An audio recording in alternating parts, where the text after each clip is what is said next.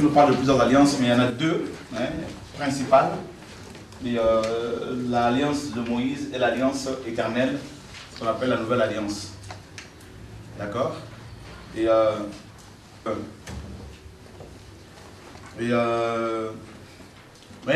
à part ça, il y a d'autres alliances. D'accord? D'autres alliances que le Seigneur a conclues avec les uns les autres. Et nous sommes dans 2 Chroniques, chapitre 17. Nous allons parler de la vie du roi Josaphat. Un roi que j'aime beaucoup.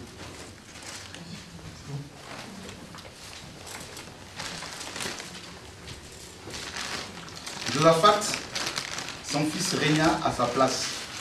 Il se fortifia contre Israël. Il mit des troupes dans toutes les villes fortes de Juda et des garnisons dans le pays de Juda et dans les villes d'Éphraïm, dont Asa, son père, s'était emparé. Donc 2 Chroniques 17. L'Éternel fut avec Josaphat parce qu'il marcha dans les premières voies de David, son père, et qu'il ne rechercha point les Baals, car il eut recours au Dieu de son père, et il suivit ses commandements sans imiter ce que faisait Israël. L'Éternel affermit la royauté entre les mains de Josaphat, à qui tout Juda apportait des présents, et qui eut en abondance des richesses et de la gloire. Son cœur grandit dans les voies de l'Éternel, et il fit encore disparaître de Juda les hauts lieux et les idoles. La 3e année de son règne, il chargea ses chefs Ben, Haïl, Abdias, Zacharie, Nethanil et Miché d'aller enseigner dans toutes les villes de Juda. Il envoya avec eux les Lévites, Shemaéja, Netania, Zébadia, Azaël, Shemi-Romoth, Jonathan, Adonija, Tobija et Tob Adonija, Lévites et les sacrificateurs Elishama et Joram. Ils enseignèrent dans Juda, ayant avec eux le livre de la loi de l'Éternel. Ils parcoururent toutes les villes de Juda et ils enseignèrent parmi le peuple. La terreur de l'Éternel s'empara de tous les royaumes des pays environnants de Juda, et ils ne firent point la guerre à Josaphat. Les Philistins apportèrent à Josaphat des présents et un tribut en argent, et les Arabes lui amenèrent aussi du bétail, 7700 béliers et 7700 boucs. Josaphat s'est levé au plus haut degré de grandeur. Il bâtit en Juda des châteaux et des villes pour servir de magasins. Il fit exécuter beaucoup de travaux dans les villes de Juda. Il avait à Jérusalem de vaillants hommes pour soldats. Voici leur dénombrement selon les maisons de leur père. De Juda, chef de milliers, Adna, le chef, avec 300 000 vaillants hommes. Et à ses côtés, Jochanan, le chef, et avec eux 280 000 hommes. Et à ses côtés, Amasia, fils de Zikri, qui étaient volontairement consacrés à l'Éternel, avec 200 000 vaillants hommes. De Benjamin, Eliada, vaillant homme, avec 200 000 hommes armés de l'arc et du bouclier. Et à ses côtés, Zozabad, avec 180 000 hommes armés pour la guerre. Tels sont ceux qui étaient au service du roi, outre ceux que le roi avait placés dans toutes les villes, n'est-ce pas, fortes de Juda. Voilà, donc on va lire chapitre 18, versets 1 à 3. Josaphat eut en abondance des richesses et de la gloire, et il s'allia par mariage avec Akab. On va juste s'arrêter là. Et l'histoire des rois de Juda est remplie d'enseignements, n'est-ce pas? Nous pouvons en tant que chrétiens tirer beaucoup d'enseignements de ces histoires, comme l'apôtre Paul l'a si bien dit dans 1 Corinthiens 10, que toutes ces choses ont été écrites pour notre instruction. Et ce soir, c'est la fin de la formation, de la première session de la formation. Je vais parler un peu de l'aspect pratique de la vie, n'est-ce pas, en Christ. Et je ne vais pas forcément parler aujourd'hui par doctrine, chercher dans le grec, l'hébreu, tout ça, non, vraiment les choses pratiques. Et Josaphat est comme notre frère, notre aîné, notre père de la foi, quelqu'un qui nous a précédés. Et son père, Asa, lui avait préparé, n'est-ce pas, avait préparé le chemin pour le ministère de en fait, voilà, pour son fils. Il avait bien préparé le chemin pour son fils, donc quand il est arrivé au pouvoir, tout était déjà presque en place. Parce que son père avait vraiment servi le Seigneur. Et voilà, maintenant, on nous dit qu'il craignait Dieu, il servait Dieu, il a renversé les autels de Baal, n'est-ce pas? Le Seigneur l'a élevé.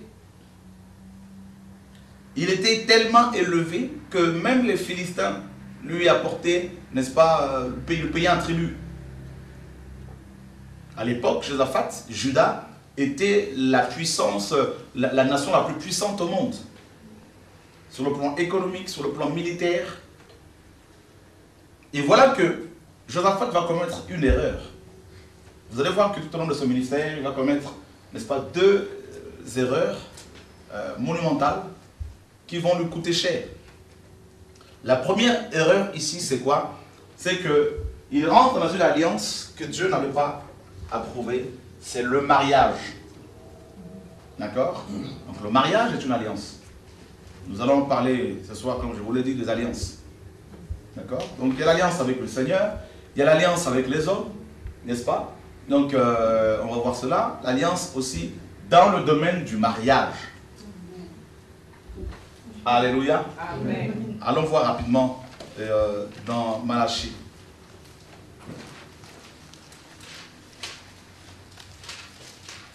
Chapitre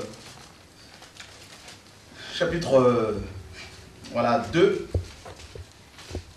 Anne, est-ce que tu peux nous lire s'il te plaît? Ah, t'as pas tes lunettes. On va prier pour que le Seigneur te guérisse au nom de Yoshua. C'est ça une parole prophétique. Amen. Là, je n'ai pas de Christ sur moi. Alléluia. Malachie 2.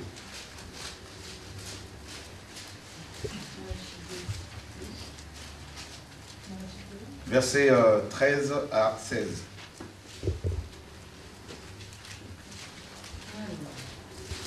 Non, juste verset 14. Et vous dites pourquoi?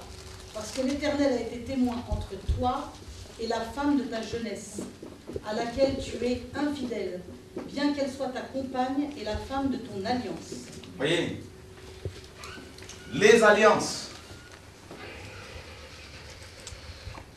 Alors,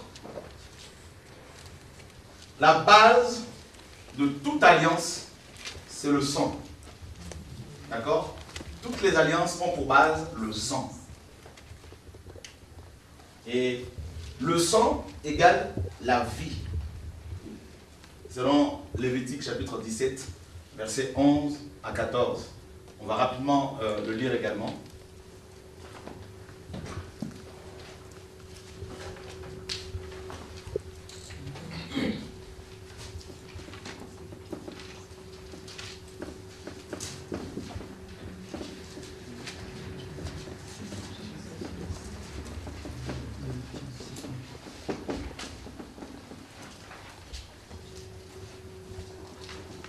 Quelqu'un peut le lire?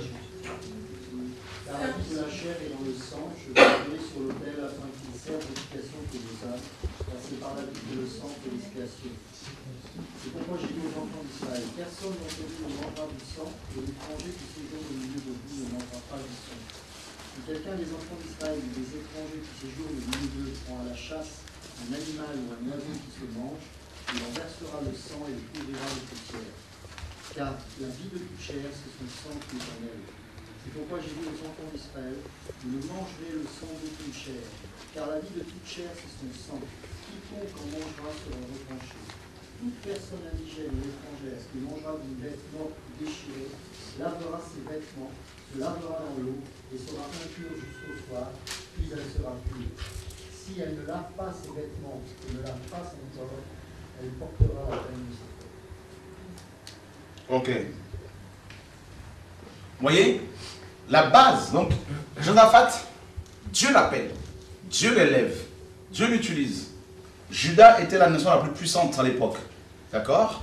Mais il va commettre une erreur ici, Josaphat, c'est qu'il rentre dans une alliance que Dieu ne pouvait pas approuver, que Dieu n'avait pas approuvé, c'est le mariage avec Akab. D'accord? Akab à l'époque était, comme vous le savez, le roi d'Israël et le roi Josaphat était roi de Juda. Or, Akab était rejeté par Dieu. Il a épousé, Josaphat, la fille de Jézabel. D'accord? Voilà. Et la Bible souligne, hein, il s'allia par mariage avec Akab. Donc, à votre avis, pourquoi va-t-il se lier pourquoi va-t-il rentrer dans cette alliance? C'était une alliance pour le protéger. En fait, Josaphat n'a pas compris que Dieu seul pouvait le protéger. Parce qu'à l'époque, c'était des alliances par intérêt. Hein, des alliances d'intérêt. Donc, voilà. Donc, voilà, ils épousaient comme Salomon a épousé 700 princesses. Donc, il avait 700 royaumes, n'est-ce pas? Il avait tissé des liens d'alliance avec 700 royaumes. Voyez? Donc, pour ne pas avoir la guerre. Et c'est incroyable à quel point de voir ces hommes qui pourtant étaient appelés du Seigneur ont quand même eu à mettre leur confiance plus dans les hommes plutôt que dans le Dieu qui protège. D'accord? Donc ils rentrent dans un mariage qui n'était pas prévu par le Seigneur. Et donc, voilà. Alors, le mariage, c'est une alliance. Et donc, la base du mariage, donc cette alliance, c'est le sang. Le sang. Le sang. Pourquoi le sang? Ben parce que le sang, c'est la vie. La vie, c'est l'âme. L'âme est le siège des émotions. Donc, quand on aime une personne, comme vous le savez, c'est au niveau de l'âme. D'accord? L'âme, c'est la volonté.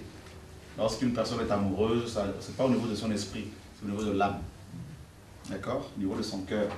Et on va voir cette alliance par rapport au sang, là, cette alliance par rapport au mariage, là, dans Cantique de Cantique.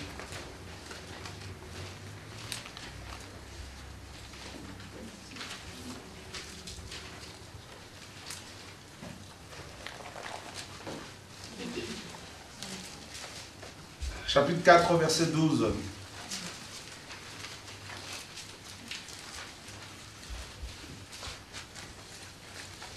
Tu as un jardin fermé, ma sœur, ma fiancée, une source fermée, une fontaine scellée. Un quoi? Le jardin fermé. Fermé, deuxièmement. Une source fermée. Une source. Scellée. Une source fermée, une fontaine scellée. D'accord. Et une Fontaine scellée.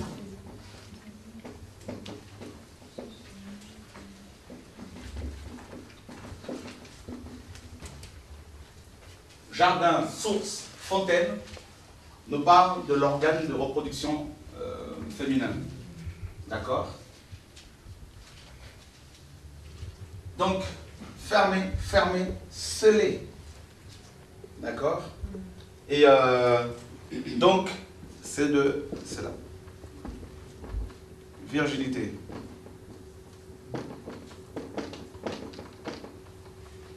Ok.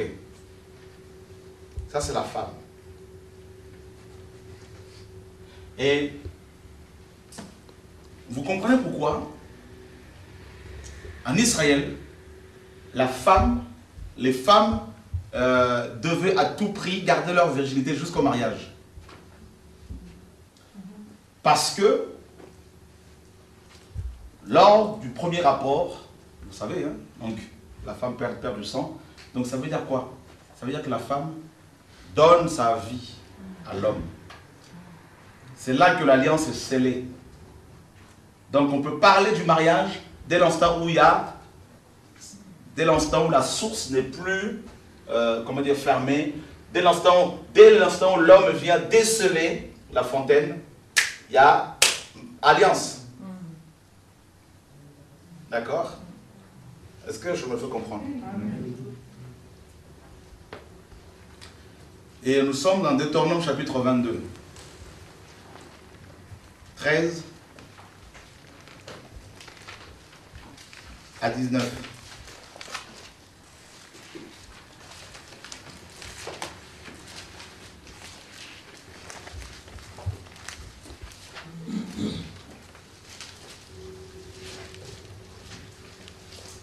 Si un homme qui a pris une femme et est allé vers elle éprouve ensuite de l'aversion pour sa personne, s'il lui impute des choses criminelles et porte atteinte à sa réputation en disant « J'ai pris cette femme, je me suis approché d'elle et je ne l'ai pas trouvée vierge », alors le père et la mère de la jeune femme prendront les signes de sa virginité et les produiront devant les anciens de la ville à la porte.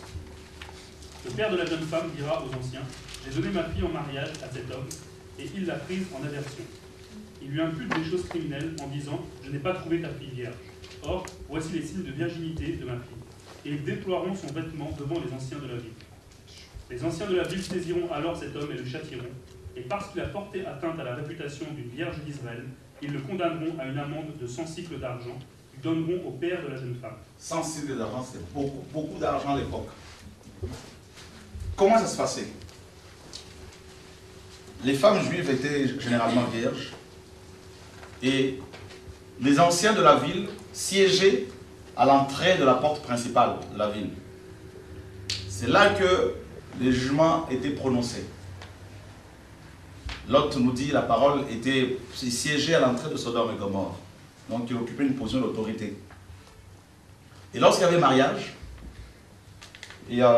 7 jours étaient nécessaires pour les noces. D'accord? 7 jours. Comme à l'époque de Laban avec Jacob, à l'époque de Samson, 7 jours. Et dès la première nuit, l'homme prenait sa femme, donc allait sexuellement avec, et il y avait un tissu blanc qui était en dessous pour recueillir le sang. Et après les rapports intimes, la femme donnait ce tissu à l'homme, et l'homme avec la femme allait, les anciens de la ville attendaient à l'entrée de la porte avec les parents. C'est les anciens de la ville, avec la famille, qui validaient le mariage. Il fallait que la femme prouve sa virginité avec ce tissu voilà, avec le sang dessus. Voilà, c'est comme ça que le mariage était validé, que la fille était vierge et que désormais les deux étaient unis. Et c'est pour cela que Dieu dans Malachie parle de l'alliance, de la femme de ton alliance. D'accord? Et comme vous le savez, le premier homme, on ne l'oublie jamais. Voilà. Parce qu'il y a une alliance sanguine. C'est pour cela qu'il ne faut pas s'amuser avec la sexualité. Non. Vous comprenez? Parce qu'il y a une vie. Le sang. Donc, ça veut dire quoi? Si la femme a des démons, tu prends tous ces démons par le sang et inversement. Ben oui. C'est là que les deux personnes deviennent une seule chair. Vous voyez? Alors, Akab était un roi impie avec sa femme Jézabel. Josaphat, Dieu l'appelle. Josaphat, Dieu l'a élevé. Il était tellement élevé qu'il va rentrer dans une alliance, n'est-ce pas, avec Akab. Il va épouser la fille d'Akab sans demander la volonté du Seigneur. Donc, ce qui peut détruire ta vie, je ne veux pas forcément parler du ministère, parce que parfois on est là, ministère, bien que le ministère peut te détruire, c'est sûr, mais ce qui peut détruire d'abord ta vie d'homme, ta vie de femme, ta vie terrestre, c'est, n'est-ce pas, le fait de contracter un mariage qui n'est pas dans la volonté de Dieu. Et là, si c'est le cas, tu es cuit.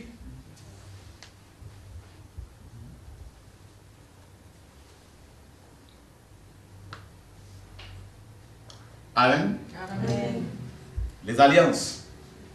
Et quand on est dans cette alliance, on ne peut pas la briser, c'est fini. Même si tu t'aperçois que ce n'est pas la bonne personne, c'est fini. Il faut implorer simplement la miséricorde du Seigneur.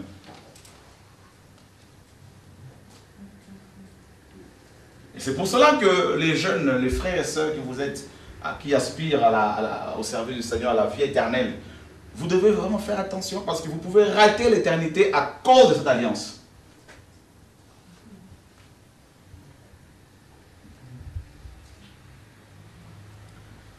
Adam a raté sa vie terrestre, a raté sa mission à cause de cette alliance. Parce qu'il n'a pas su gérer correctement sa femme.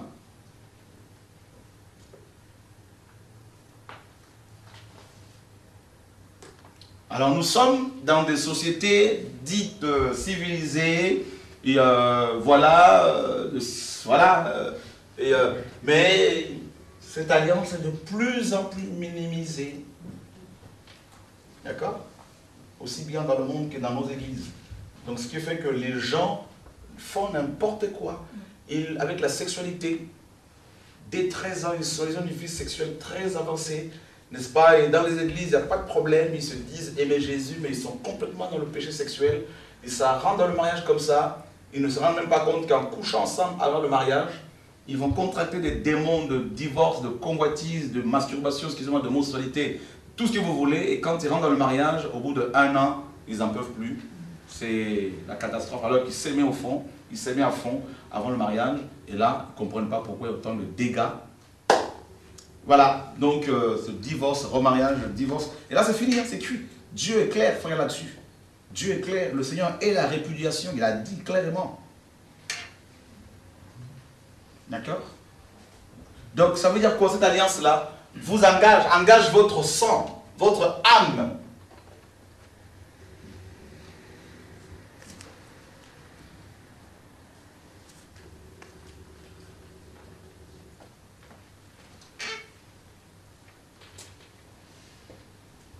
Alléluia. Amen. Je connais beaucoup de frères et sœurs que moi j'ai formés, qui avaient de l'avenir. Oh oui. De l'avenir. Il y en a une que je connais personnellement. Un monsieur apôtre est venu un jour pour l'épouser. Je lui ai dit, ça là, c'est pas ton homme. La fille était une prophétesse en formation, elle voyait des choses de la part du Seigneur, c'était terrible.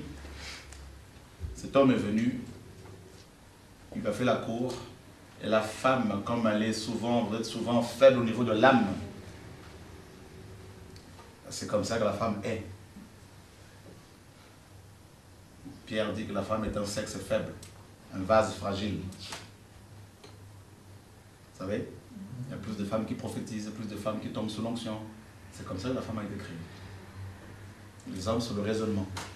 Et cette sœur tombe amoureuse. Je m'étais opposé parce que je disais, tu as de l'avenir, ce n'est pas ton mari. Tu fais ce que tu veux, mais voilà. Ils se sont mariés. Dieu m'a dit d'aller à leur mariage, de ne rien faire, de ne rien dire. Je suis allé assister. Et puis, le premier enfant qu'elle a eu, drépano, chaque mois, il faut le transfuser. Même 11 ans après, et elle peut faire 6 mois avec cet enfant à l'hôpital. Le deuxième est mort à l'accouchement. Le troisième, le deuxième, la même maladie, un peu moindre, mais la même maladie. Le monsieur la trompe, tout ça là, divorce, il se remarie. Et puis elle s'est mise avec un païen, c'est le monde, il n'y a plus Dieu, fini. Voyez? C'est juste au moment où Dieu commence à l'utiliser. Comme Akab, Josaphat. L'alliance que le mariage.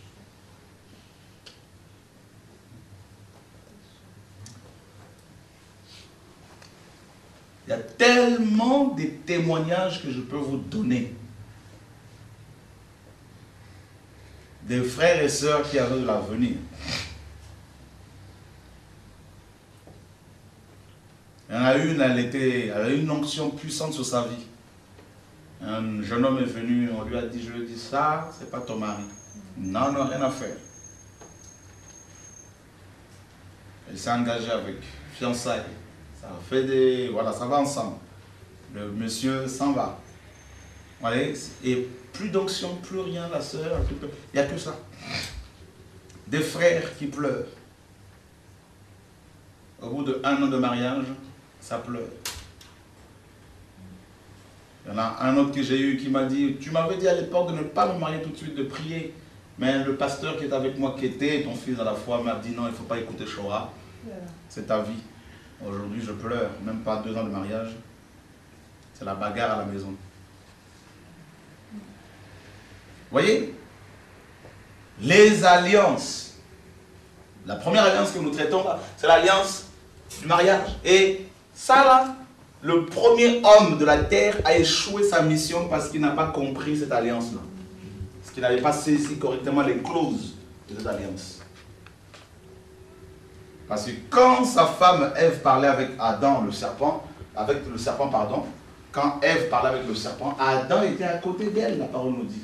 Mais il n'a pas compris qu'il était chef, que c'était à lui de dire à sa femme, ne parle plus avec le serpent. C'est la démocratie dans le mariage et ça tue cette alliance. D'accord? Le chef est celui qui a la vision. Le chef est celui qui doit se servir de la parole pour amener l'ordre. Mais si un homme n'a pas été suffisamment formé pour être chef, il a beau aimer une femme et prétendre servir Dieu un jour, mais une fois dans le mariage, ça va être la fin de sa vie de bonheur terrestre et la fin d'une vision par rapport au ministère. Parce qu'il suffit, là je mets d'abord l'attention sur la femme, il suffit que la femme ait des ambitions charnelles, que la femme soit matérialiste, pour que la vie d'Adam soit détruite. J'ai connu des frères qui étaient humbles, qui étaient simples, qui ont épousé des femmes qui aimaient le luxe, et elles ont commencé à leur injecter ce goût de luxe, n'est-ce pas, pour vivre au-dessus de leurs moyens. Et voilà. Et aujourd'hui, ils ne sont plus dans le ministère, ils ont tout perdu. Il n'y a plus rien à faire pour eux. Il y en a même pour qui j'ai prié, Dieu m'a dit arrête. Ils sont déjà finis, ils sont déjà condamnés. Et la parole le dit. Hein.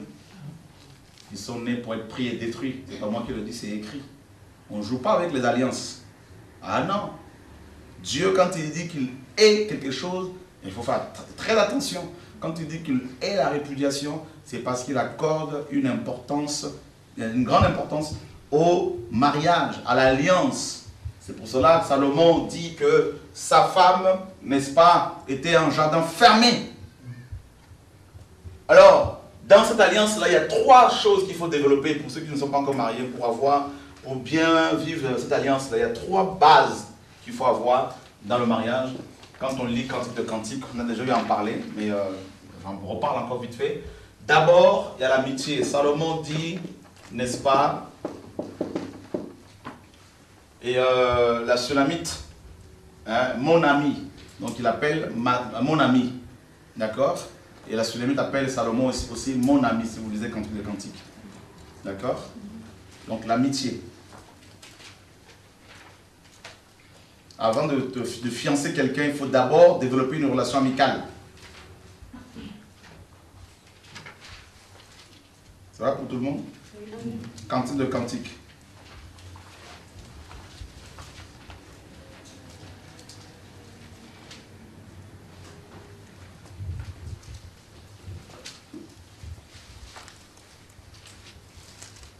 « 1,15. Quelqu'un d'autre va nous lire Jean, chapitre 15.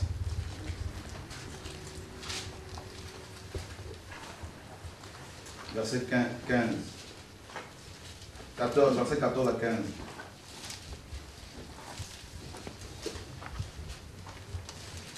Quelqu'un peut le lire à chaque fois, on va gagner du temps. Que tu es belle, mon ami, que tu es belle, tes yeux sont des colombes. Que tu es belle, mon ami. Donc, c'est d'abord l'amitié. D'accord? L'amitié. Cet enseignement de ce soir va nous aider, va vous aider. L'amitié. Les alliances. Jean 15, verset 14, c'est ça? Verset 14. Vous êtes mes amis si vous faites ce que je vous commande. Verset 15. Je ne vous appelle plus serviteur parce que le serviteur ne sait pas ce que fait son maître. Mais je vous ai appelé ami parce que je vous ai fait connaître ce que j'ai appris de mon Père. Donc, dans l'amitié, on ne cache rien. Dans l'amitié, on dit tout. Parce qu'un homme que vous voulez épouser, une femme que vous voulez épouser et qui n'est pas d'abord votre ami, vous cachera des choses dans le mariage. Et quand on cache des choses à son mari, à sa femme, ça veut dire que ces choses cachées sont comme des ténèbres. Et ces ténèbres appellent les ténèbres, c'est-à-dire Lucifer. Les ténèbres appellent les ténèbres. Jean chapitre 3, verset 20 à 21.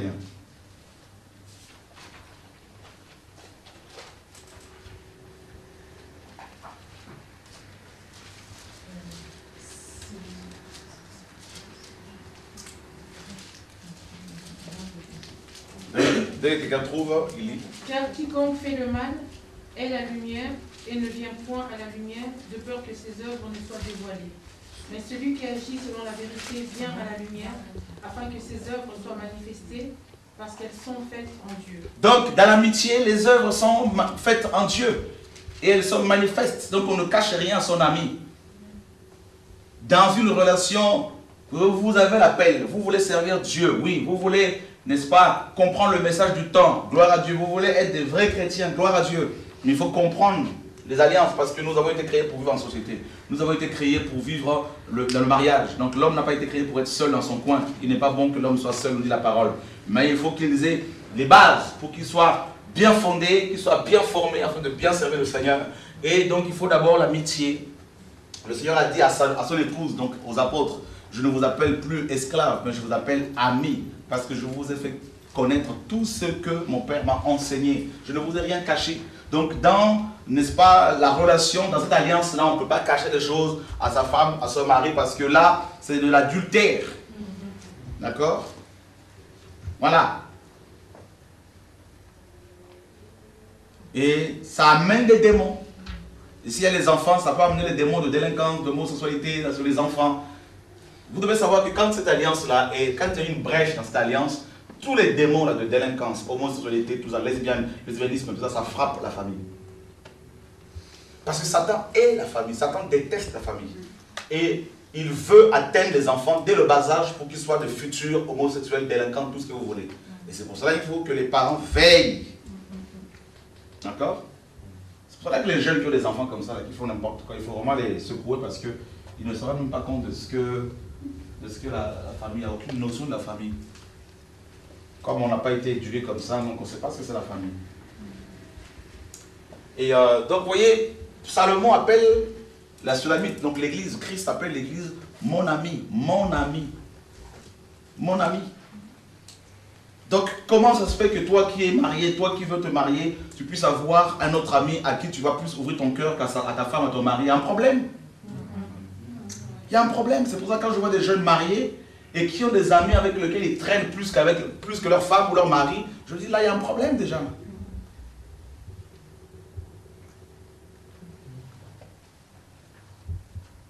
voyez, il y a un problème. Donc demain il y a un écart qui va se creuser là, ça va amener les gens au divorce, à l'adultère, à tout un tas de dépravations et là après on s'étonne.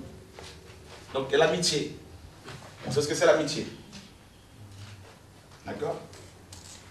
Et le deuxième fondement, là, c'est la fraternité, la relation filiale, n'est-ce pas? Et la Sulamite, Salomon va l'appeler ma sœur.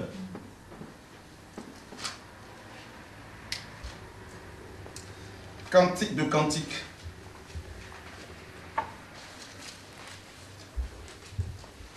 Chapitre 4.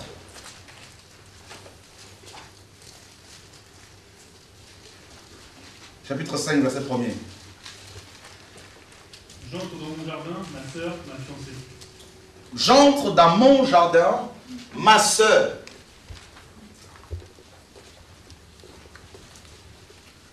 D'accord? Jésus, dans Marc 4, on lui dit, écoute, il y a ta mère qui est dehors et qui te demande. Il dit, mais qui est ma mère? Qui sont mes frères? Voici qui sont ma mère, mes frères, mes sœurs. Quiconque fait la volonté de mon Père, celui-là est ma sœur, mon frère, n'est-ce pas? donc ma mère. Vous voyez, donc la relation se développe, donc ça passe de l'amitié à la famille.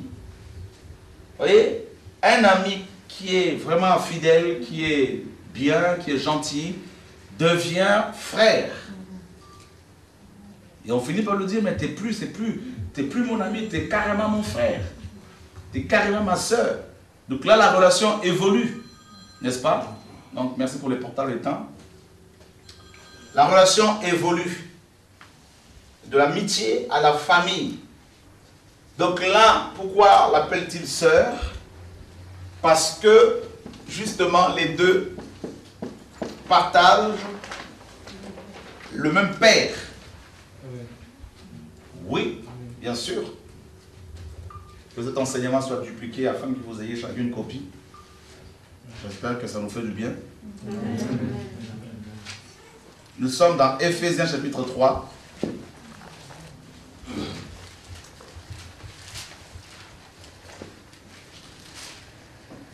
Quelqu'un peut-il nous lire rapidement le verset 13? Aussi, je vous demande de ne pas perdre courage à cause des afflictions que j'endure pour vous. Elles sont votre gloire. Jusqu'au verset 15, s'il te plaît. À cause de cela, je fléchis les genoux devant le Père, de qui toute famille dans les cieux et sur la terre tire son nom. Waouh! Toute famille dans les cieux et sur la terre ont pour origine le Père. J'aime parler du Père. Quand j'arrive au Père, là c'est... Oh, Père, sois béni. Toute famille. Donc, le Père est l'auteur de la famille. D'accord? Père, pater, le géniteur de la famille. Il aime la famille. Donc là, les deux futurs époux ont une relation personnelle avec le Père. Il faut s'assurer que celle ou celui que tu veux épouser a une relation avec le Père. Et comment peut-on le savoir? Eh bien, si, un exemple, tu veux aller avec sexuellement, s'il a une relation avec le Père, s'il n'est pas encore marié, n'est-ce pas, il te dira non.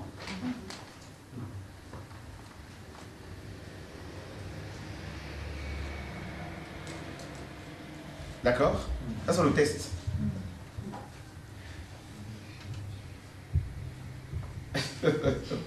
Les dogmes, merci Seigneur. Dieu est bon. Hein? Ah ben c'est très dangereux. Parce que, comment peut-on savoir que quelqu'un est fils du Père? Une femme est fille du Père, un homme est fils du Père. Jésus dit dans Jean chapitre 9, n'est-ce pas? Ma volonté est de faire la volonté du Père. Waouh!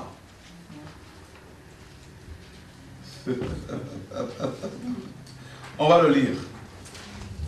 Oh, nous sommes chrétiens. Ah bon, parce que tu connais quelques versets bibliques? Les amis, il faut qu'on sorte de la religion. Ne pensez pas que parce que vous n'allez pas dans un bâtiment catholique ou protestant, que vous n'êtes pas religieux.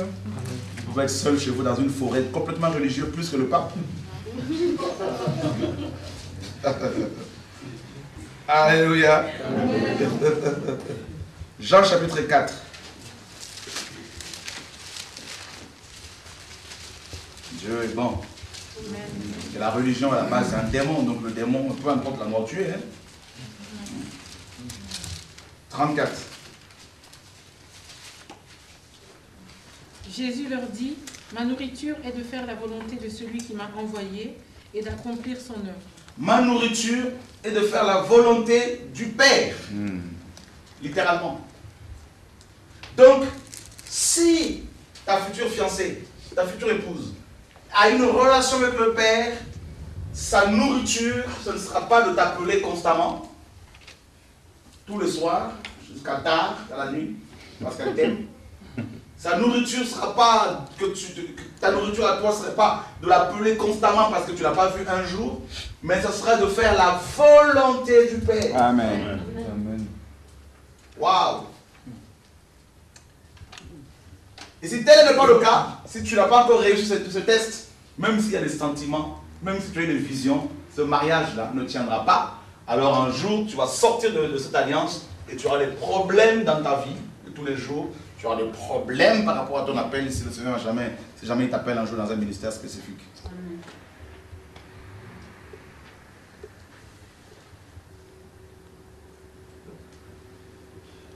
Je nous ai dit la dernière fois de la part du Seigneur que avant que Adam ne connaisse Ève, il avait d'abord connu le Père. Avant que Adam ait une relation avec Ève, il avait d'abord une relation avec le Père. Et Ève, avant qu'elle ne connaisse Adam, elle avait d'abord connu le Père. Parce que Adam était endormi et c'est Dieu qui amène Ève vers Adam.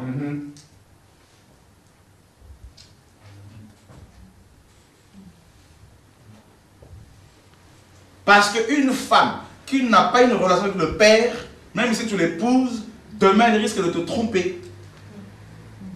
Et inversement.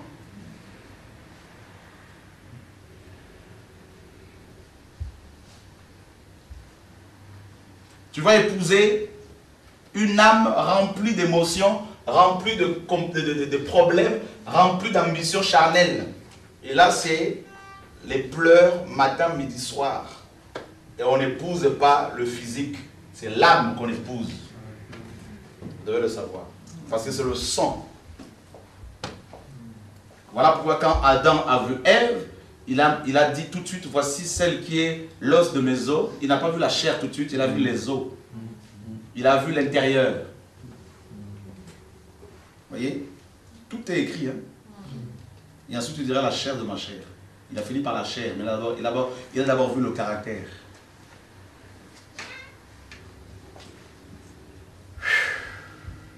Vous allez bien?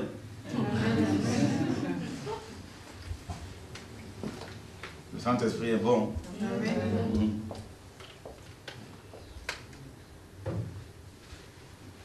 Vous avez vu tous ces mariages de stars qui finissent toujours par finissent au divorce à chaque fois?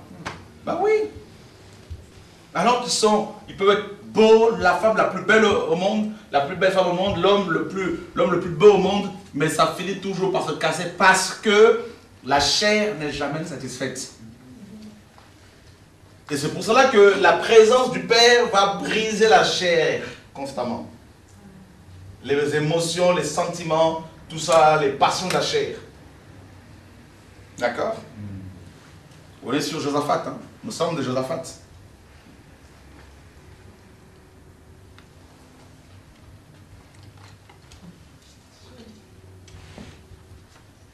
Alléluia. Amen. Dieu est magnifique, que Dieu soit béni. Donc, le Père. La Bible dit que c'est l'homme qui marie sa fille. N'est-ce pas? Donc, qui nous marie? C'est le Père.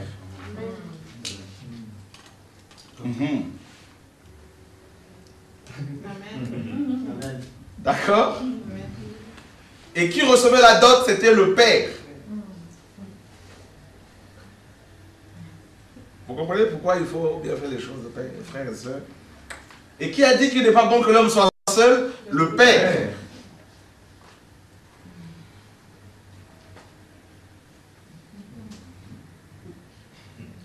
Et qui a décidé de donner une femme à son fils Yehoshua? Le Père. Et à qui Jésus a-t-il payé la dot pour nous racheter? Au Père. Au ciel. Il a donné son sang.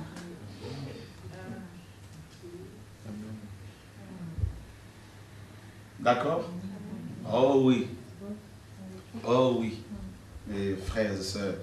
C'est terrible comment le Père doit occuper la place centrale dans un foyer.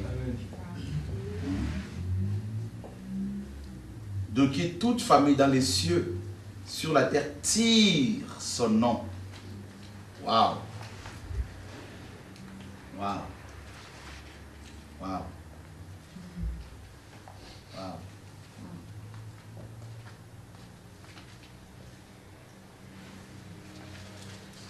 Alléluia. Amen. Ok. Ensuite, c'est l'épouse. Ma fiancée. veut dire consacré. Cantique de Cantique, chapitre 5, verset 1. J'entre dans mon jardin, ma sœur, ma fiancée. J'entre dans mon jardin, ma sœur, n'est-ce pas, ma fiancée. Donc là, c'est les fiançailles. Donc le mariage. Voilà. Vous avez vu, avant les fiançailles, il y a d'abord eu l'amitié. Donc on ne rentre pas dans les fiançailles parce qu'on se dit, eh ben, je veux me fiancer parce que il faut que les frères et sœurs nous voient, donc on ne peut pas être hypocrite, alors pour qu'ils nous voient partout, donc il faut qu'on officialise la chose par les fiançailles, alors qu'il n'y a même pas l'amitié encore. Alors qu'il n'y a même pas l'étape de la fraternité, le Père n'est pas encore révélé. Waouh! Seigneur, aide-nous. Hein. Est-ce que nous sommes chrétiens là? C'est bon? Seigneur, nous avons besoin du Saint-Esprit. Frère, c'est grave. Hein? Les gens, ils jouent avec l'alliance là, ils jouent avec leur vie. Comment la roulotte russe? Tant, et puis un jour, il y a une balle qui va te... Voilà. Et là, c'est la mort. Vas-y, frère, qu'est-ce qui se passe? Ah non, c'est fini. Même ma soeur, c'est fini, il n'y a plus rien. Parce qu'on n'a rien compris de la famille, on n'a rien compris de l'alliance avec Dieu, on n'a rien compris de la famille, frère. Et très peu de gens comprennent la famille, les choses concernant la famille. On s'aventure dans cette alliance n'importe comment, parce qu'on se dit, bah oui, parce qu'il y a des sentiments, parce que bon, bah, Dieu m'a parlé, j'ai pas besoin qu'on me donne des conseils, j'ai pas besoin qu'on me forme là-dessus, n'est-ce pas, qu'on me dise quoi que ce soit, je suis assez grand, c'est ma vie, je fais ce que je veux, tu comprends, n'est-ce pas? C'est grave. Alléluia, Tite chapitre 2.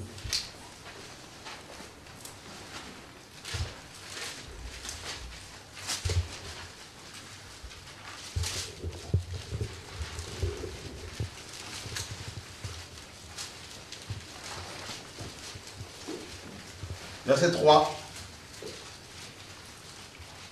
à 5. Dit que les femmes âgées doivent aussi avoir l'extérieur qui convient à la sainteté, n'être ni médisantes, ni adonnées aux excès du vin, qu'elles doivent donner de bonnes instructions, dans le but d'apprendre aux jeunes femmes à aimer leurs maris et leurs enfants, à être retenues, chastes, occupées aux soins domestiques, bonnes, soumises à leur mari, afin que la parole de Dieu ne soit pas calomniée. Vous vous rendez compte? Les femmes âgées devaient apprendre aux jeunes femmes comment aimer leur mari. C'est incroyable, hein, en Israël, comment la notion de la famille était présente. Comment c'est plus le cas dans nos sociétés modernes. Les gens sont désemparés, laissés seuls comme ça, abandonnés, seuls dans leur coin. Et c'est ça la modernité, c'est ça l'intelligence, n'est-ce pas, qu'on a acquise. Voilà. Et c'est pas étonnant si aujourd'hui les femmes, malgré leur beauté, tout ça, là, malgré leur intelligence, malgré leur diplôme, ne savent pas comment aimer leur mari. Tellement qu'elles s'aiment elles-mêmes.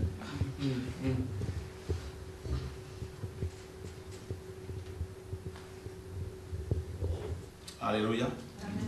Et les hommes également, attention. Voilà.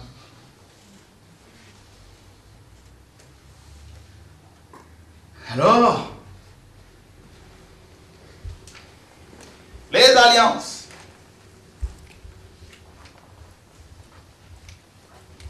Akab se liait avec n'est-ce pas, Jonathan se liait avec Akab, alors que Dieu ne voulait même pas que ses serviteurs aient une relation avec Jézabel, avec cette famille impie. Un mariage d'intérêt.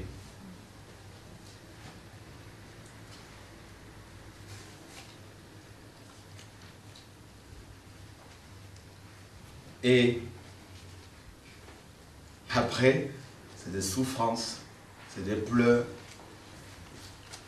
On repart encore dans 2 Chroniques.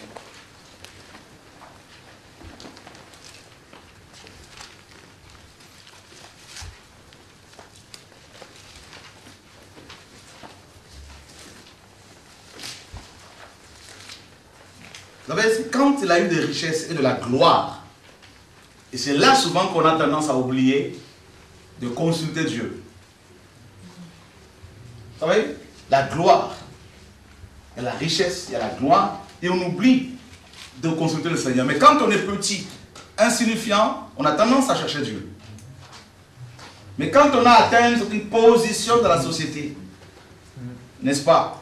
La gloire peut représenter les études. Hein, à la fin de ces études, un homme peut se dire, voilà, j'ai un bagage.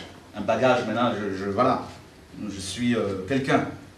Maintenant, je peux. Vous voyez? Donc, j'ai acquis la maturité. Maintenant, je peux. J'ai de l'emploi, j'ai un travail où je suis bien rémunéré. Donc, voilà, Dieu, je peux le consulter tellement pour des petites choses. Donc, c'est bon, je peux. Et c'est exactement ce que Josaphat a fait. Ce qu'il a fait. La richesse, la gloire. Dieu n'était plus, on ne pouvait plus consulter le Seigneur. Quand on est pauvre, on consulte le Seigneur. Quand on est malade, on le cherche.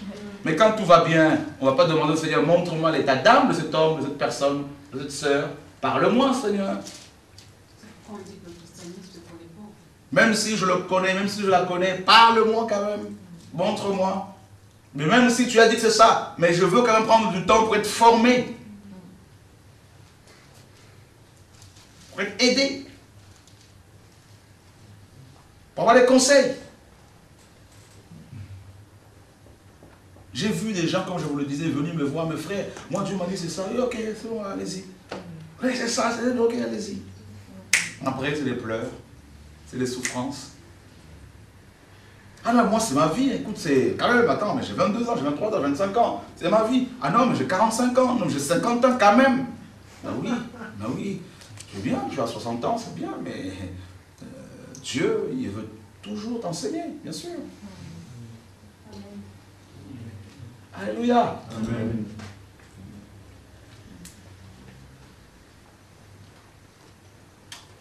Après, c'est des coups de fil que l'on reçoit, on entend des pleurs.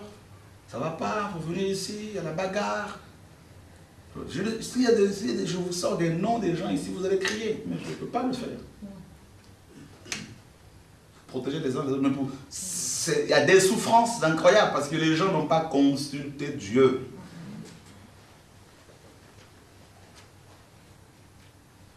Des pasteurs, mais même dans le système religieux, il ne faut pas croire. Les alliances. Akab va se lier d'alliance avec Jézabel et on connaît la suite, le mariage. Et Salomon arrive au pouvoir. Pourtant, Dieu avait dit aux enfants d'Israël qu'il ne faut pas que les enfants d'Israël épousent des femmes étrangères. Aujourd'hui, ça correspond aux païens. Mais non, Salomon, la première femme qu'il va épouser, c'est une femme égyptienne. Vous vous rendez compte? Ensuite, on va voir cela. Oh Seigneur, aide-nous. 1 Roi 11. Quelqu'un peut-il nous lire cela, versets 1 à 8. Le roi Salomon aima beaucoup de femmes étrangères, de la fille de Pharaon, des Moabites, des Ammonites, des Édomites, des Sidoniennes et des Chéennes, appartenant aux nations dont l'Éternel avait dit aux enfants d'Israël, vous n'irez point chez elles, et elles ne viendront point chez vous. Elles tourneraient certainement vos cœurs du côté de leur Dieu. C'est toute à ces nations que s'attacha Salomon, entraîné par l'amour. Il eut 700 princesses pour femmes et 300 concubines, et ces femmes détournèrent son cœur. À l'époque de la vieillesse de Salomon, ces femmes inclinèrent son cœur vers d'autres dieux, et son cœur ne fut point tout entier à l'Éternel, son Dieu, comme l'avait été le cœur de David, son père. Salomon alla après Astarté, divinité des Sidoniens, et après Milcom, l'abomination des Ammonites. Et Salomon fit ce qui est mal aux yeux de l'Éternel, et il ne suivit point pleinement l'Éternel comme David son père. Alors Salomon bâtit sur la montagne qui est en face de Jérusalem un haut lieu pour Kémosh, l'abomination de Moab, et pour Moloch, l'abomination des fils d'Ammon. Et il fit ainsi pour toutes ces femmes étrangères qui offraient des parfums et des sacrifices à leurs dieux. L'Éternel fut irrité contre Salomon parce qu'il avait détourné son cœur de l'Éternel, le Dieu d'Israël, qui lui était apparu 2 fois. Il lui avait à cet égard défendu d'aller auprès d'autres dieux, mais Salomon n'observa point les ordres de l'Éternel. Et l'Éternel dit à Salomon, puisque tu as agi de la sorte et que tu n'as point observé mon alliance et les lois que je t'avais prescrites, je déchirerai le royaume de dessus toi, et je le donnerai à ton serviteur. Merci. Vous avez vu ici, dans cette alliance-là que le mariage, quand tu épouses une femme, ou un homme, si cette personne n'est pas de Dieu, tu épouses en même temps les divinités de sa famille. Tu épouses en même temps les liens familiaux et les liens ancestraux que la personne a. Salomon, en épousant ses femmes, regardez les divinités qu'il a épousées. En tant que roi, première autorité d'Israël, Salomon a ouvert la porte à toutes ces divinités. Il a donné accès à ces divinités au pays d'Israël. Alors regardez, d'abord on nous dit quoi? On nous parle d'Astarté, n'est-ce pas? Astarté, Dieu, n'est-ce pas, du sexe. Il y avait un culte, n'est-ce pas, au Giarque. Les gens faisaient des orgies sexuelles pour adorer cette divinité, qui correspond à la reine du ciel. D'accord? Et deuxièmement, on nous parle de Milcom. On lui sacrifiait des enfants aussi. On nous parle de Kemosh.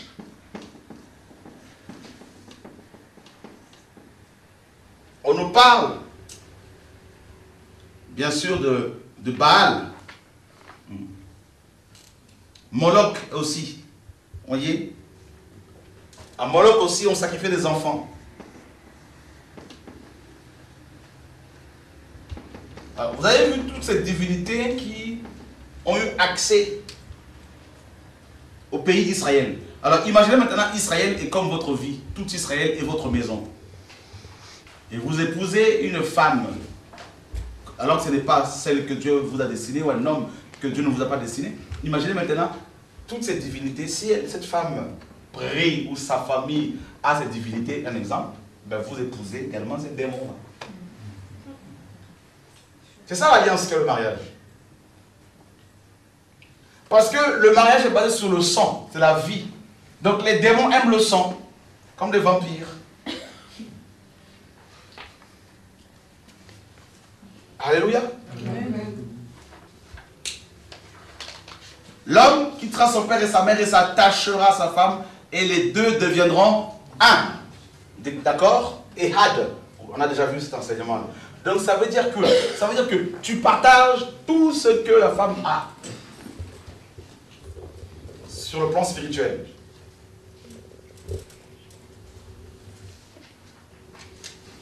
Imagine-toi maintenant, Dieu t'appelle. Tu dis, ouais, moi, Dieu m'appelle pour le servir. J'ai un appel, bah oui, donc il faut aller devant Dieu pour prier, pour chercher sa face. D'accord? C'est important, mes amis. Donc, je pense que là, c'est bon. Maintenant, quand on est marié, qu'on s'aperçoit que ce n'est pas ça, eh bien, implorez la grâce tout simplement du Seigneur et Dieu pourra vous faire grâce, ce n'est pas de problème. Mais il faut vraiment veiller. Veiller. D'accord? Vous aurez des questions à poser tout à l'heure. La deuxième alliance que Josaphat, vous avez vu Salomon, après avoir épousé toutes ces femmes, Salomon a été rejeté par Dieu. Il a perdu son ministère, sa royauté. Son royaume était déchiré. Vous vous rendez compte? C'est terrible, hein? Et la Bible nous dit que ces femmes ont entraîné son cœur. Il alla après Astarté, divinité des Sidoniens, et après Milcom, la révélation des Ammonites. Salomon fut ce qui est mal aux yeux de l'Éternel, et il ne suivit point pleinement l'Éternel comme David son père. Il bâtit sur la montagne qui est en face de Jérusalem un haut lieu pour Kemosh, la révélation de Moab, et pour Moloch, la révélation des fils d'Amon. Il fit ainsi pour toutes ces femmes étrangères qui offraient des parfums et des sacrifices à leur Dieu. Donc imaginez 700 autels au moins. Donc chacune des femmes est venue avec sa divinité au mariage. Donc, vous épousez quelqu'un, la personne viendra avec son caractère, ses divinités. Combien ne sont-ils pas venus une fois pour me dire, frère, je me rends compte que ma femme est sorcière. Oui, frère, mais c'est trop tard. Alors, je me rends compte que c'est un sorcier. Mais oui, mais c'est trop tard. Et c'est la réalité. Hein. On a vérifié et les preuves sont là. Voilà. Parce qu'on n'a pas pris le temps de consulter Dieu, de demander au Seigneur qu'est-ce qui se passe. Oui, il y a des sentiments. Seigneur, mais je veux d'abord que tu me parles. Je mets le côté des sentiments, je veux t'écouter toi.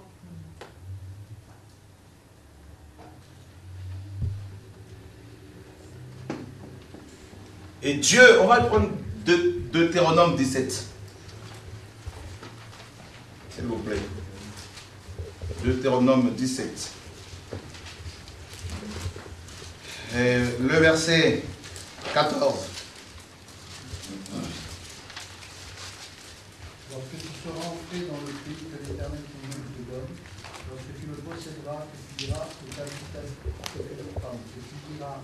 ta demeure, et que tu diras, je veux mettre un roi sur moi comme toutes les nations qui m'entourent, tu mettras sur toi le roi que choisira l'Éternel ton Dieu. Tu prendras un roi du milieu de tes frères. Tu ne pourras pas te donner un étranger qui ne soit pas ton frère. Mais qui n'ait pas un grand nombre de chevaux, qui ne ramène pas le peuple en Égypte pour avoir beaucoup de chevaux, car l'Éternel vous a dit qu'il ne retournerait plus par ce chemin-là, qui n'ait pas un grand nombre de femmes, afin que son cœur ne se détourne point, et qui ne fasse pas de grands amas d'argent et d'or. Quand il siégera sur le trône de son royaume, il écrira pour lui dans un livre une copie de cette loi qu'il prendra auprès des sacrificateurs de l'Égypte. Mais c'est le contraire que Salomon a fait. C'est le contraire. Il a fait le contraire. Il a pris 1000 femmes en tout. Il est reparti en Égypte pour prendre ses chevaux là-bas. Il est, n'est-ce pas, il a rendu l'or et l'argent aussi. Comment l'or était répandu dans tout Israël.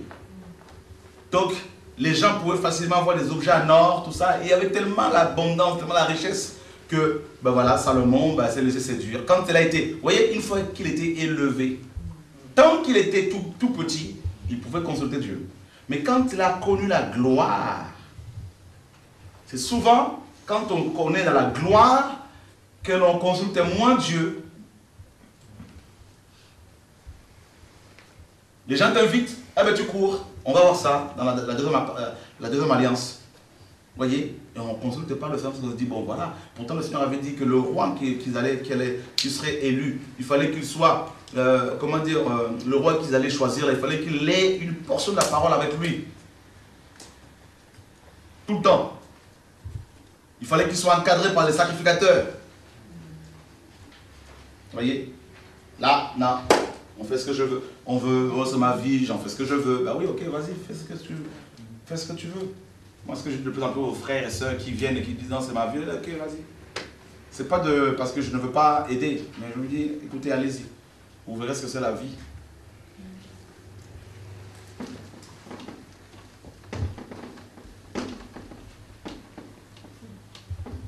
Alors, la deuxième et la dernière alliance que nous allons développer ce soir, c'est le partenariat, la collaboration avec les hommes et les femmes, n'est-ce pas, dans la vie de tous les jours, dans le ministère. Nous repartons sur 2 Chroniques.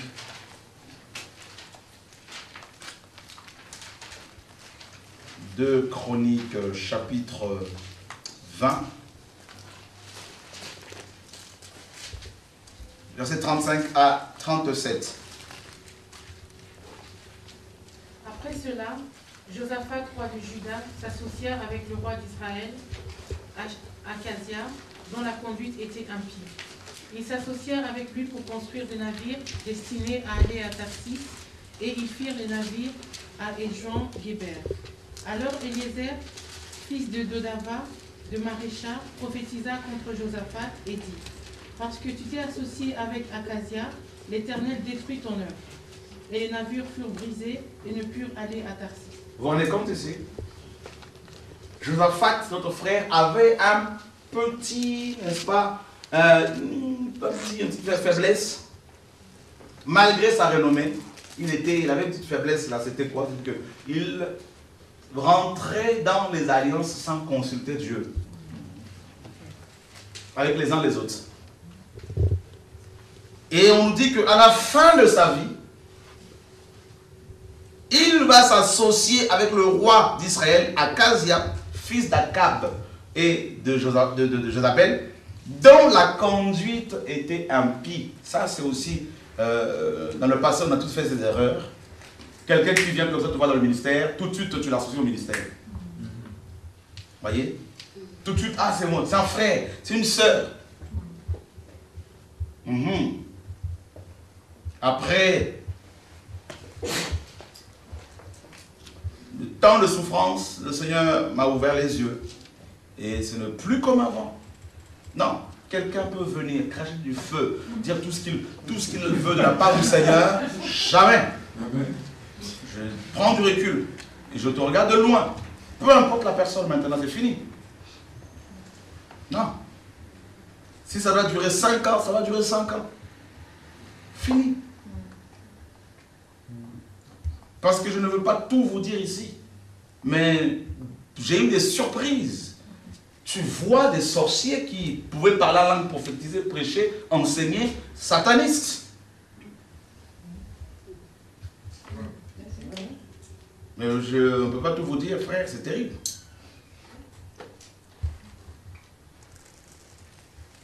Les gens, vous voulez servir Dieu, les gens viendront de belles paroles.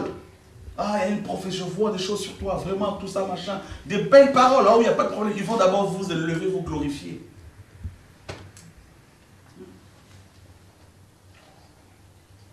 Ensuite, vous séduire.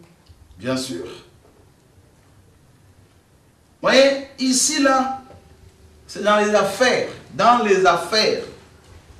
Vous êtes chrétien, vous voulez servir Dieu, vous voulez créer une entreprise, tout ça.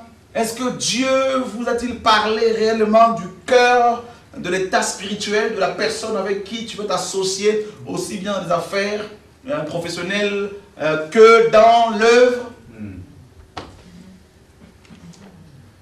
Est-ce que tu as amené cette personne devant le trône pour que le Père te dise si c'est bon ou pas?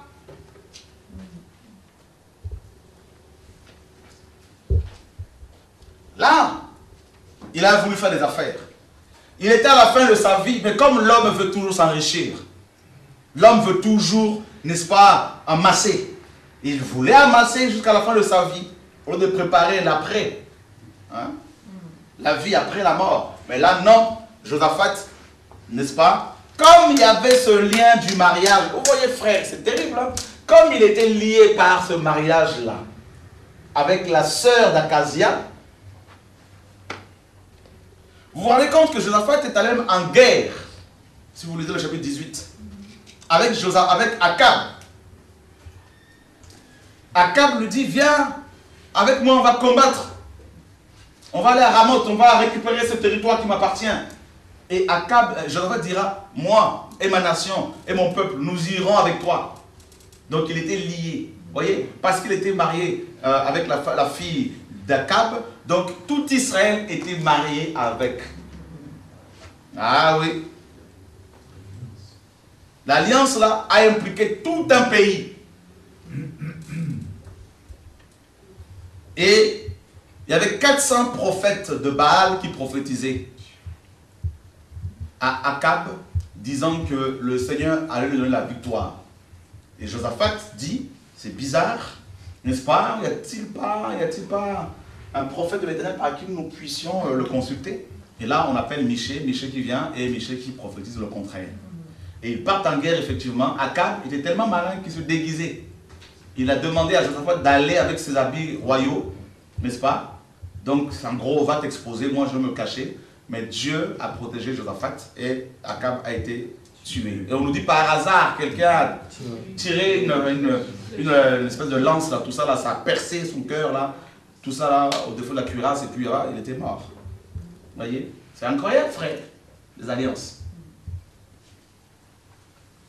Ils sont partis en guerre. Tu pars en mission avec quelqu'un, est-ce que Dieu t'a-t-il parlé clairement? Les associations. Je suis allé en mission avec des personnes qui étaient dans le satanisme. Frère, Dieu m'a protégé. Tu pars en mission, tu dors dans la même chambre. Je vous dis, on prend l'avion, on part loin. Et quelque temps après, Dieu te montre que c'était un sataniste qui a infiltré le ministère. Dieu te fait comprendre que je ne veux pas continuer à te protéger comme ça. Il faut que tu sois sage. Il faut me consulter. Akab part en mission, en guerre avec, n'est-ce pas, avec Josaphat. Josaphat n'a pas pris le temps de consulter Dieu. Pourtant, Michel avait parlé. Mais Josaphat n'a pas voulu écouter quand même Michel, le prophète. Il est quand même parti. Vous voyez la puissance des alliances? Quand on est lié quelque part là, on ne fait plus les choses par rapport au Seigneur, mais on fait les choses par rapport à ta belle famille. Non, mais Akab, c'est mon beau-père. Alors, c'est les sentiments humains.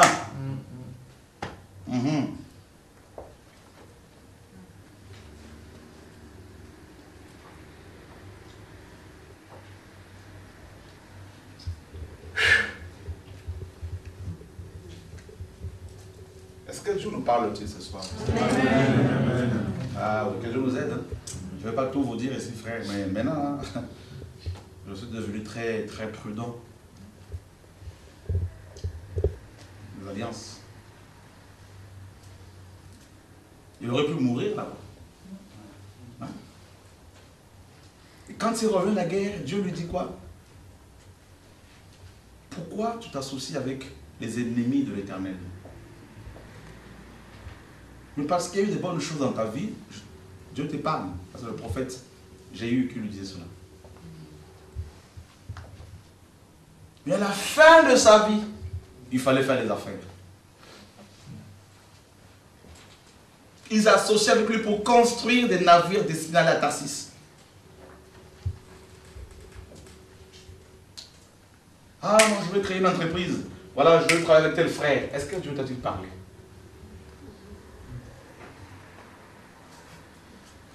Ou est-ce que, bon, ben, il faut le faire parce qu'on est frères, parce qu'on est amis, parce qu'on se connaît depuis longtemps? Est-ce que tu es allé devant Dieu pour dire, Seigneur, parle-moi.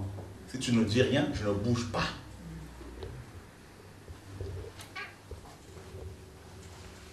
Après, quand il y a des soucis, c'est Dieu qu'on accuse. Les alliances.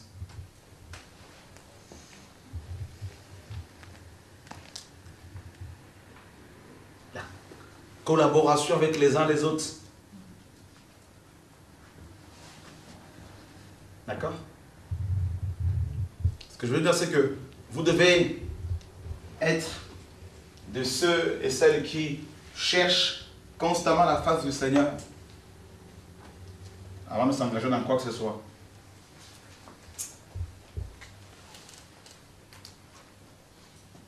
Il y a des alliances entre les hommes, bien sûr. Quand on travaille dans un ministère, on est dans une alliance, les uns vis-à-vis des autres. Vous allez dans une assemblée locale pour y travailler, pour prier, vous êtes dans une alliance. Toute collaboration est basée sur les alliances. Parce que la parole nous dit que deux personnes ne peuvent pas marcher ensemble sans s'être consultées. Donc, voilà, voilà la vision, qu'est-ce que tu en penses? Oui, c'est ça, mais on avance ensemble. C'est une alliance. Donc toute alliance implique la fidélité. Voilà, il faut être fidèle envers le Seigneur, fidèle avec les personnes avec lesquelles on travaille. Et si le Seigneur est au centre, gloire à Dieu, on avance. Mais si le Seigneur n'est pas au centre, on se retire. Voilà.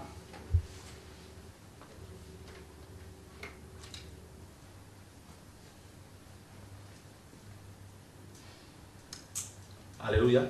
Amen.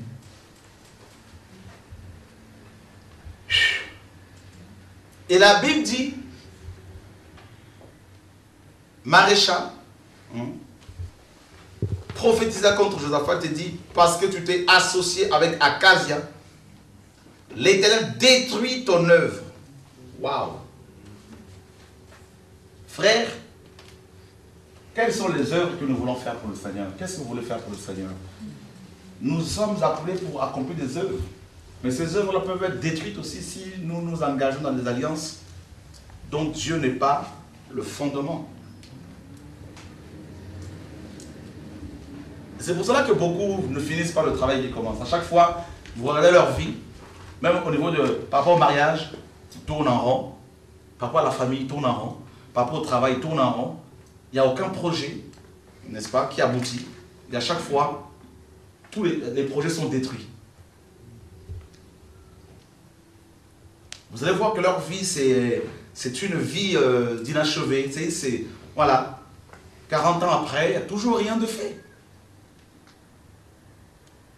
50 ans, il n'y a toujours rien de fait. On dit, mais t'as fait quoi là? Tu vas te présenter devant le Seigneur comment là? eh bien rien n'a été fait. Tout a été détruit parce que, bon, justement, des alliances ont été contractées ici et là, n'importe comment, à tous azimuts, et puis bon, bah, tout est détruit, tout est à chaque fois cassé, brisé. Eh bien, frère, nous devons maintenant aller devant le Seigneur pour le consulter. En fait, l'objectif ce soir, le but de cet enseignement, c'est de nous ramener au Père. D'accord? Voilà. Dieu nous enseigne, Dieu nous dévoile nos œuvres, et puis on se sent démuni, on se sent complètement, n'est-ce pas,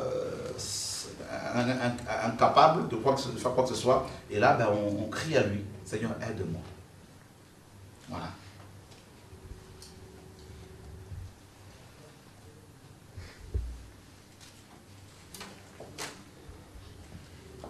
Vous avez vu l'alliance entre David et Jonathan? Et la mort, Jonathan était décédé. Jonathan disait, quand tu seras au règne, quand tu vas régner, tu vas je serai à tes côtés. Et, mais le Seigneur l'a enlevé. Parce que cette alliance n'était pas... Dieu n'était pas dedans. Voilà. Ça peut vous choquer, mais Dieu n'était pas dedans. La Bible nous dit que l'âme de David était attachée à l'âme de Jonathan. C'est pas ce que Dieu demandait. Non. Ça allait aboutir à quoi? Ça allait amener quoi? Pour l'interrogation. Voilà. Dieu est jaloux. Jonathan avait prophétisé. Tu vois? Quand tu seras au pouvoir, eh bien, je serai la deuxième personnalité. Voilà. Et Dieu se dit, l'homme selon mon cœur, si son cœur va vers Jonathan, c'est plus correct. Alors Jonathan, hop, je l'enlève. David a pleuré, mais c'est comme ça. Dieu te préserve, David. D'accord? Ah non, mais j'aime ce frère, j'aime cette soeur, on a travaillé ensemble, tout ça vraiment. Frère, il n'y a pas de camaraderie dans l'œuvre de Dieu, non. On n'est pas là pour être des potes. Non. On s'est connus en Christ. Et si maintenant tu commences à m'amener sur un autre chemin, frère, je t'avertis. Si c'est pas, tu ne veux pas te repentir, ben écoute, tu pourras aller voir ailleurs. Moi, je suis Jésus. Voilà. Mais tu ne me sors pas de l'alliance avec Jésus. Voilà. Toutes les alliances que nous pouvons contracter avec les uns les autres doivent avoir pour base l'alliance avec le Père. La nouvelle alliance, c'est la plus grande. La croix. Et toute personne, tout homme, toute femme qui essaye de vous éloigner de l'alliance fondamentale entre vous et le Père, il faut vous en éloigner, comme la parole le dit. Si vous êtes mariés, maintenant, priez pour que Dieu vous fasse grâce. Mais sinon, frère, restez sur l'alliance principale, la croix. C'est l'alliance qui nous amène, qui nous conduit au ciel. D'accord? C'est la plus grande. Sinon, au travail, à l'école, vous savez, Satan nous envoie des gens pour que nous contractions des alliances avec eux. Hein? Ah oui, des rencontres ici et là que l'on peut faire, tout ça. Ah, mais j'ai rencontré quelqu'un qui est sympa, tout ça. Ah, vraiment, on va commencer à collaborer, à prier, on va partager. Prie d'abord Dieu, va devant Dieu. Seigneur, montre-moi son cœur. Sinon, je ne bouge pas. Même si la personne a des belles paroles, même si la personne se présente bien, même si la personne parle bien, Seigneur, montre-moi son cœur.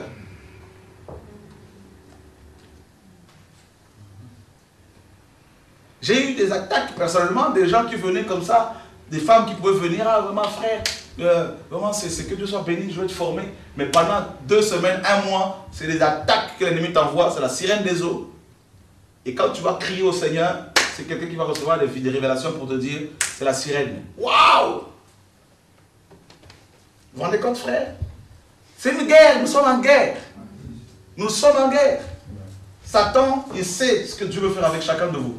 Satan le voit dans le monde spirituel. Autour de tout homme que Dieu a appelé, il y a une activité spirituelle.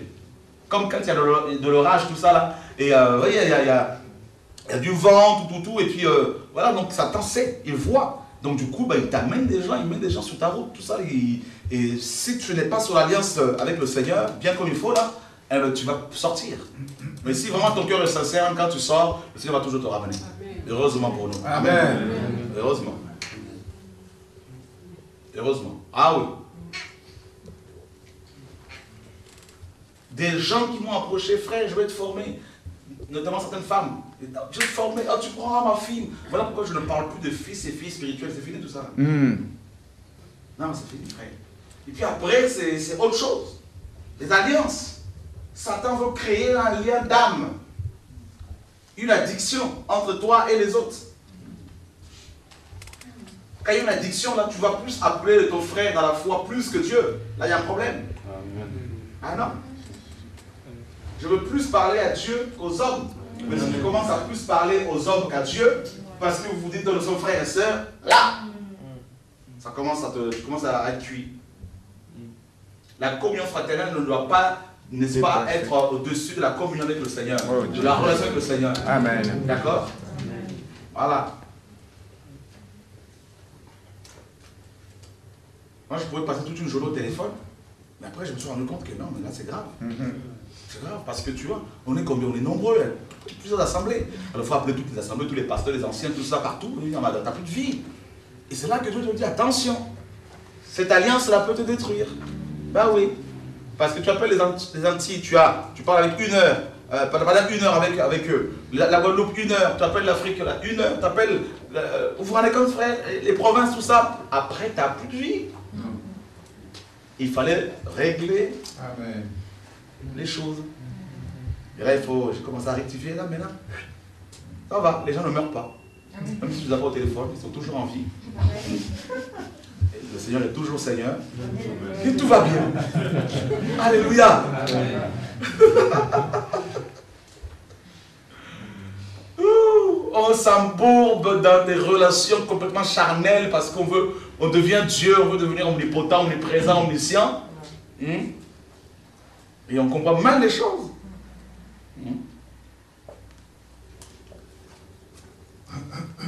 Donc, pour finir, frères et sœurs, vous avez vu comment Josaphat a terminé sa vie. Verset 21, dans chapitre 21, 1, Josaphat se coucha avec ses pères et il fut enterré avec ses pères dans la ville de David. Et Joram, son fils, régna à sa place. D'accord? Donc, tout de suite après, il est mort. Voilà. Donc, Dieu l'a enlevé. Et donc, il faut vraiment qu'on fasse attention.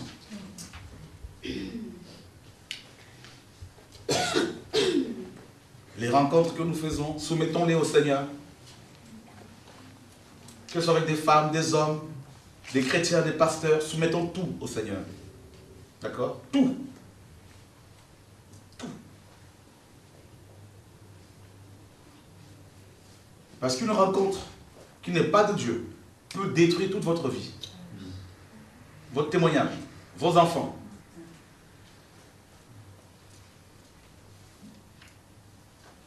Je sais de quoi je parle, parce que ça fait mal. C'est pour cela, frère, il faut faire très attention avec les alliances, parce que Satan, vous savez, quand quelqu'un arrive dans le monde spirituel nouvellement, tout de suite cette personne, on va la marier. On va la faire entrer dans une alliance avec les maris et les femmes de nuit. C'est comme ça que Satan procède. Tout de suite, il faut que le sang coule. Et là, tu signes un pacte, donc tu rentres dans l'alliance. Vous voyez, avec Lucifer. Et c'est comme ça que Dieu fonctionne. Quand tu arrives dans le Seigneur, tout de suite, tu rentres dans le mariage. Tu ne peux pas commencer une relation avec le Père sans passer par les noces, par les fiançailles avec Yeshua. On rentre dans la vie chrétienne par, n'est-ce pas, les fiançailles. À la conversion, on est tout de suite, fiancé à Christ. Vous voyez? On rentre dans l'alliance parce que le sang de Christ a coulé, il y a eu la mort. D'accord? Et pour que cette alliance de Christ, avec Christ soit effective, il faut également que tu meurs. Donc l'alliance de Christ qui est basée sur la mort, la croix, quand on rentre dedans, cette alliance-là nous tue. C'est pour ça que Paul dit dans Romains 6 que notre chair a été crucifiée, le vieil homme a été crucifié à la croix. D'accord? Oui, donc il faut que tu meurs aussi pour que cette alliance soit effective. Donc elle produit la mort en nous. Donc c'est comme ça que le Seigneur opère. Et si tu rentres dans une rencontre, dans une alliance avec un frère, avec une soeur, il y aura également une part de mort de ton côté, parce qu'il y a des choses que tu vas devoir lâcher pour pouvoir être correct, en amitié avec la personne. Et c'est pour ça qu'il faut vraiment que les choses soient faites dans le Seigneur et pour ne pas sortir. Donc, maintenant, quand on est dans une alliance avec quelqu'un, là, il faut vraiment... on va prendre un dernier passage dans Proverbe chapitre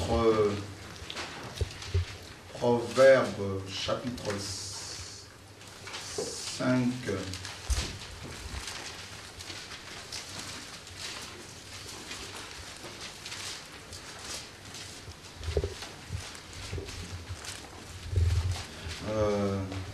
Non, Ecclésiaste chapitre 5, pardon.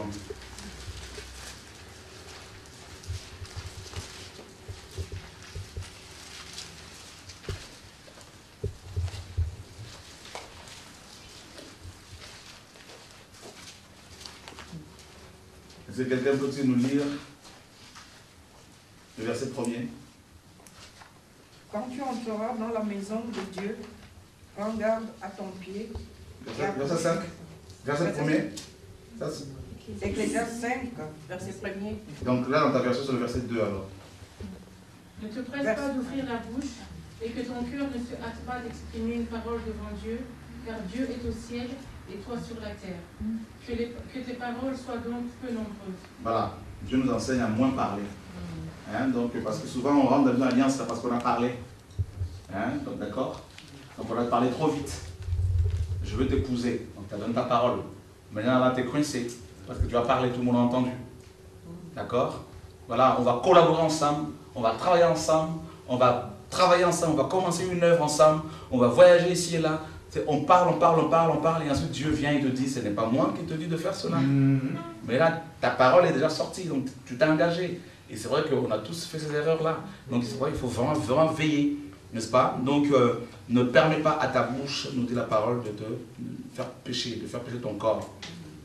Voilà, verset 5. Ne permets pas à ta bouche de faire pécher ta chair. Et ne dis pas en présence de l'envoyé que c'est une inadvertance. Pourquoi Dieu se retirerait-il des paroles et détruirait-il l'ouvrage de tes mains? Vous voyez, Akab avait donné sa parole à Akazia, à Akab d'abord, et à Akab, pardon. Il avait donné sa parole, malheureusement, il ne pouvait plus faire marche arrière. Donc, ma soeur, un frère, un homme qui vient te voir pour te dire, voilà, je vais t'épouser, ne va pas d'emblée lui dire oui, amen. D'accord? Veille, même s'il est beau, même s'il est rempli d'onction, prends ton temps. Et pareil pour les sœurs également. D'accord? Amen? Amen. Voilà.